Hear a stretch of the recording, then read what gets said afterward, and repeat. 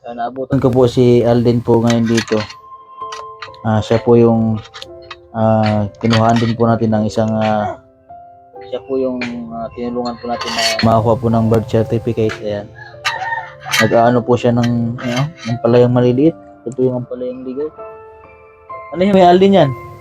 Ulam. Yan ang ulam nyo ngayon? Ayan, pinipili mo yung mga pwede pa. Ano ba? Dahan-dahan lang ikaw, baka ikay masugat. Ano yan, ginagayat mo sa ginagayat mo sa gitna. Yan. Tapos tatanggalin yung malalaki ang buto. Kasama ka sa pagbanguha mo yan, mama mo? Yung sa tubuhan. Bari, lulutuin yan ngayon. Yan. So, si Alden po kasi mayroon na po siyang si Alden po ay mayroon po tayong good news para po sa kanila. So, ano mo yan po yun? Gusto mo ba makapag-aral din ano? Ha? Gusto mo makapasok sa school? Opo. Gusto mo mag-aral? Opo. Ano bang gusto ni Alden sa paglaki? Teacher. Teacher! Ang laki pala ng pangarap kay Alden. Teacher pala. Gusto mo maging katulad ni ma'am? Opo. Ano ba? Gusto mo ring magturo sa mga bata? Opo. Yan, si Alden. Pag ikay nag-aral, mag-aral na mabuti ha. Pag ikay nakapag-aral na, mag-ano ikaw, mag-aral na mabuti. Kailangan magtapos ikaw sa pag-aaral ha. Opo. Oh. Yan ang magkakabit sa inak ng ribbon. Oo. Ng tuga, ay ng ano. Yan, so nagagayat po siya ng yung ampalay. Marunong na siya sa marunong na po siya sa gawaing bahay, buhay. Marunong na maghanap buhay, marunong na maghanap ng ulam para may makatulong din. Grabe si Alden, ang bait ni Alden, masipag pa si Alden ano. Pag minsan ay nasama ka dun kamamuha ng limango. Opo. Kapon ka mo yan ako. Yung mga alimangong, saan ang huli nyo kahapon? Kasi galing Pakita mo na kung po ako dito kahapon, wala pong tao. Yan ang huli nyo kahapon, ito. Opo. Liliit. Tingnan natin. Ayan. Ayan, anong ginawa nyo? Kinakapa nyo? buha sa puti. Wala. Ano yun? Anong ulam yun? Sabaw? Sabaw Alden? Ha? Ayos pala yung ulam ni Alden. Sarap. Yan ano? Anong masabi mo Alden dun sa nagtulong para sa iyo? Sa iyong kapatid? Sinamama mo? Ha? Salamat po. Yun, sa ating kababayan na tumulong sa iyo, makakuha ng birth certificate. Yan na. Maraming salamat. Maraming salamat po, sir.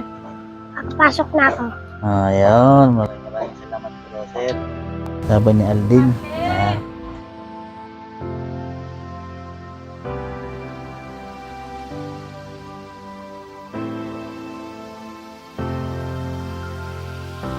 So, andito po tayo sa bahay po ni Ate Marilyn. So, mayroon po tayong good news para po sa kanila. So, naayos na po natin yung para po sa mga anak nila, para po sa kaila Ate Marilyn sa pamilya po nila. So, nabutan ko nga po yung anak niya na ano po ng ulam nila, yung ampalayang ligaw. So, tinatanggal yung mga buto. So, ulam po daw nila ngayon. Kahapon po kasi galing po ako dito at wala po sila. So, binalikan ko po ngayong umaga. At nadratan ko po sila dito na buti hindi po kayo nakaalis ngayon natin Marilyn na. Hindi, maaga pa eh. Maaga. So, anong oras po pala kayo na naalis? Naghahanap buhay? Kahapon yung umalis kami kahapon, tanghali na. Naghanap pa nga kami ng nanguha pa kami ng ampalaya. Nanguha pa kayo ng Walang ampalaya? maulam. So, maliban sa ampalaya, ano pa yung kinupananguha nyo? Yan, yung parang suso, yung lamang dagat. Lamang dagat. Lamang dagat. Ano pong ginawa nyo dun? Ginapa ng ganyan sa lupa, sa dagat, kahit ang tubig hanggang dito. Kaya matagal kami nakauwi kagabi. Ay, hapon, gabi na nga eh. Ano yun? Kapa sa putik? Oo, ginakapa ng ganyan sa malalim ng mga basura, yung sa ng dagat. Ano Para yun? makakuha ka. Ano yun? Binibinta din niya din po yan? Ibibinta sana wala namang nabili. Yung ampalaya, dapat pambinta namin yan kahapon. Wala namang bumili. Yan nga, inulam na lang namin. Ulam nila. Nilako nito. Wala daw nabili siya. Mama, wala namang nabili. Di, okay, uwi mo na lang yan at ulam na lang natin. Yung ampalayang ligaw ay nilakaw ni Aldin. Oo, kapon. So, Kaya kami may natangay. nabinta naman po. Wala. No? Hmm. Nakapagbinta ka din? Wala. Walang nagbili sa'yo ng ampalayang ligaw? Ay, sa akin lang. Sa'yo lang? Sa akin. Saging, may nagbili sa'yong saging. Magkano napagbinta mo kahapon, kay Aldin? Ha? Magkano nakita mo nabinta? Magkano binta mo kapon sa akin? 40. Aba, pagbinta po daw siya ng 40. Hindi may pambili na ikaw ng gatas ni Bibi. Ha? Ha? Bili. Binili. Binili. Ayan po. So ito po si Aldin. Ito po yung isa sa natulungan po natin. So ginawa po natin ng paraan. Makuhaan po sila ng birth certificate para makapag-aral. So kamusta po ulit ng buhay niyo po dito, Ate Marilyn? Ano kami nung may natulong na sa amin na Hmm. bigas. Ano po? Kahit pa paano, nakakaraos-raos kami. Nakakain kayo ng 3 beses isang araw? Nakakain na kami 3 beses sa isang araw. Nung, yun nga, may nagtulong sa amin ng bigas. Ba't dati po sa isang araw ilang beses po kayo? Isang araw lang minsan wala pa. Kahit nga kape, wala. Minsan lulugaw. So paano po? Sa hirap ng buhay talaga. Walang trabaho, ilang buwan na wala kaming trabaho. Nagtrabaho yung asawa ko. Paano po halimbawa po ay ganoon po yung sitwasyon nyo na wala po kayo makain sa isang araw? Ano lang pong ginagawa nyo pag ganoon po ang ano? Kung ano-ano na lang makikita, mahanap buhay kung saan magsusuot. Minsan nangangalakal kami mag-ina, nangangalakal kami. Magkano pong kinikita nyo sa pagpangalakal? Wala, hindi na makaka-50. Po, pinapagkasya Kaya lang po. kahapon, bininta namin yung aming kalakal. Magkano kita? 15 pesos. Yung isang araw. Ano? 10 saka 20. 10 at 20. 30 ang kita nyo. Si Aldin po ay nangangalakal din. Siya nangangalakal, inadala niya dito, tapos iniipon ko naman. Yun po. Nangangalakal siya. Si Ate Marilyn po ay dalawa lang naman po ang anak po ni Ate Marilyn. So, yung nga po ang buhay nila, sobrang hirap po ng kalagayan po nila dito. At ngayon nga po ay Ate Marilyn, kasi po ang hanap buhay po nila po dito mga kabayan sa Batangas ay nagtutubo sila, nagagapas ng tubo. So sa loob po kasi ng isang taon ay isang beses lang po magagapak ng tubo at ilang buwan lang po yun, ano? Ilang buwan simula po November, December, January, February hanggang March. Hanggang March lang, wala na. So hanggang March lang po yung pagtutubo. So pagkatapos po nun, wala na po silang maghihintay ulit ng ilang buwan bago makapagtrabaho po ng ganon. So pagka ganon po sa pagtutubo, yung iba naman po dun kasi mayroon po silang mga pagkain, mga pangalan sa araw-araw. Hindi rin lang po ata ganun kalaki yung kita niya sa pagtutubo, Ate Marilyn. Kaunti lang. Konti lang din Tapos po. ang tagal pa nung kwentahin, buwan-buwan. Kaya nga yung asawa ko nagbigti 2 beses.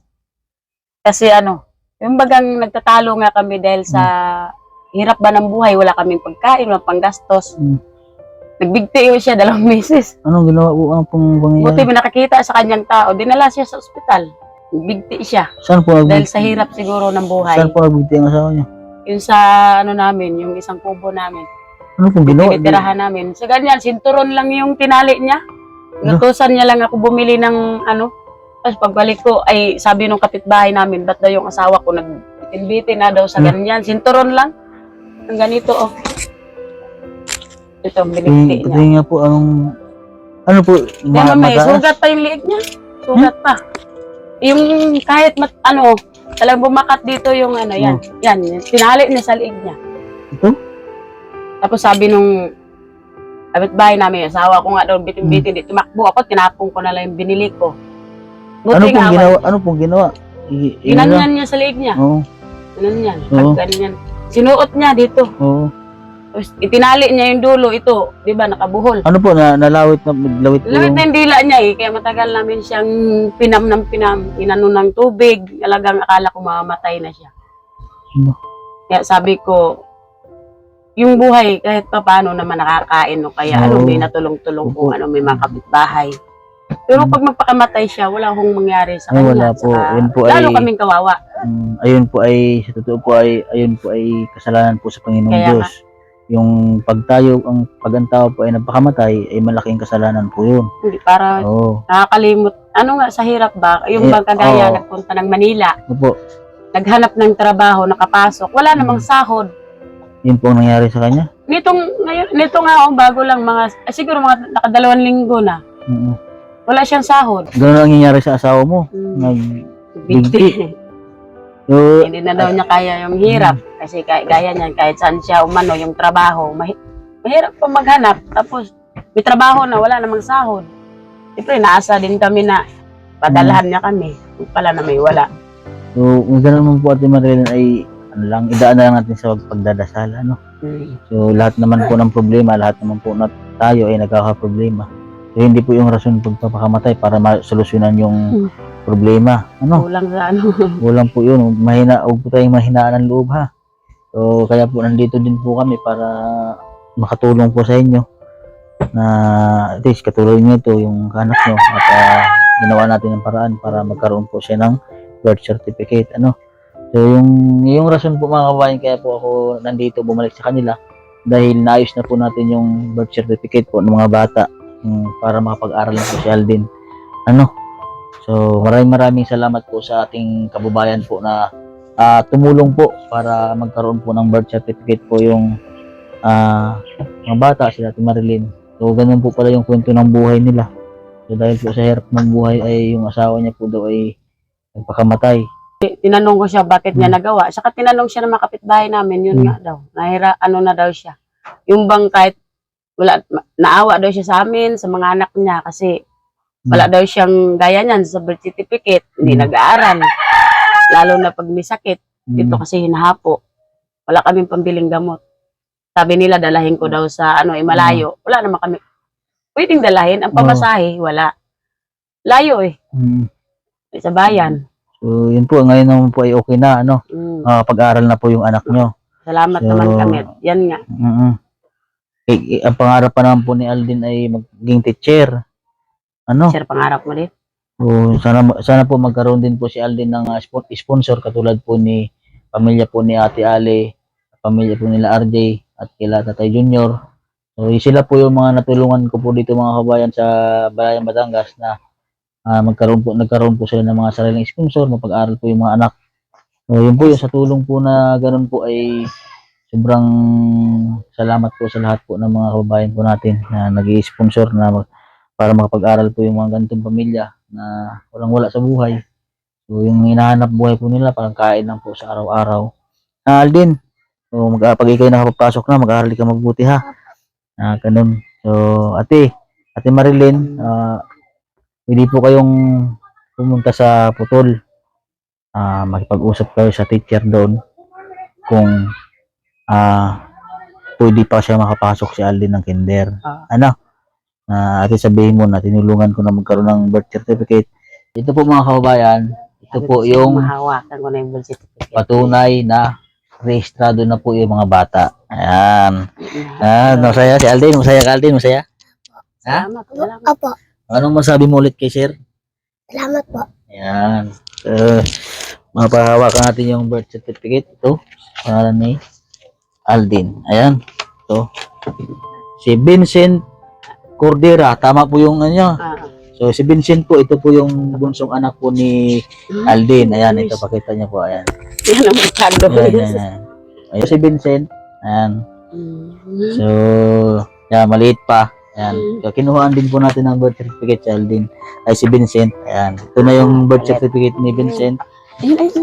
Tapos po, siyempre, si Alden, so marami pa pong papel dito kasi marami po kaming inasikaso. Yan, sa ilalim. Ayan. So, ito po ang kay Alden. Ayan. Ito po kay Alden. Ayan. Ito kay Alden. Ito ang gagamitin mong spelling pag ikay nag-aaral. Alden Abayon Cordera. Tawa si Alden na yun. May birth certificate ka na. Makapag-aral na ikaw. Salamat ka sa kanilang mahigit. Oo. Silang tumulong sa atin para mayroon ka na kayo niyan. So, kumpleto na. Mayroon ka ng gantal niya na. Kapag-aral ka mabuti. So, At tuparin mo yung pangarap mo maging teacher. Ano? Yan. Ito po mga kabayan. Ito po, Ate Marilyn. Salamat. Ay, Marami. bibigay ko na po sa inyo yung registro po ng inyong anak. Tapos sa inyo po ano. So, ayan po mga kabayan. Maraming ulit po sa ating kababayan ulit na nagbigay tulong po para magkaroon po ng mga birth certificate yung mga bata po dito na wala po sa buhay. Yan. So ngayon ko lang po napagtanto din na ang dami po walang mga kababayan po natin na mga hindi po nakarehistro. So ngayon ko lang po nalaman na ganun nga po ang sitwasyon. Lalo na po yung mga ganito nga, yung mga nakatira sa bundok, yung wala sa buhay talaga, yung panghanap buhay nila sa pangkain ng araw-araw. Ayan. So ayan po, Ate Marilyn, ano po masabi niyo kay Sir na ating kababayan na nagtulong Sir, para sa maraming salamat po, sir, sa tulong nyo sa ano ng mga anak ko, birth certificate. Sana po hindi lang po kami matulungan ninyo, marami pa pong tao. ayan. At di po kayo magsawa. Salamat po ng marami. Ayan po mga kabayan. So dito na lang po yung vlog ko.